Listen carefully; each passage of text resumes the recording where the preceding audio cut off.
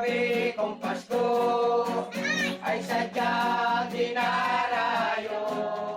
Sama-samang umiikot ang magkakapitbahay na ito sa Dolores, Quezon para mangaroling. Ang tawag nila rito, pananapat. Bawat bahay ay kanilang tatapatan para awitan ng mga klasik na awiting pamasko. May aginaldo man daw o wala, masaya nilang isinasagawa ang tradisyon na hangad nilang ipasa sa mga kabataan.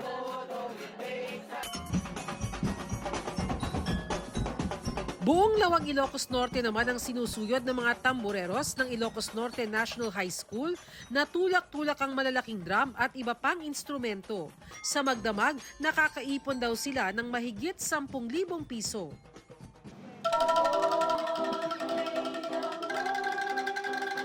Game din sa pangaroling ang mga senior citizen na miyembro ng Catholic Women's League ng Makati City gamit ang bells, keyboard at ang klung, isang Indonesian instrument. For the Lord, happy kami lahat. Bukod sa pera o aginaldo, may health benefits din daw ang caroling, maging sa mental health. Nagtatawanan, nagkakwentuhan in between caroling sessions, at nakakababa din ng ating mga anxieties. Nakakatulong siya to be creative. Nag-boost ng oxytocin or yung bonding hormone.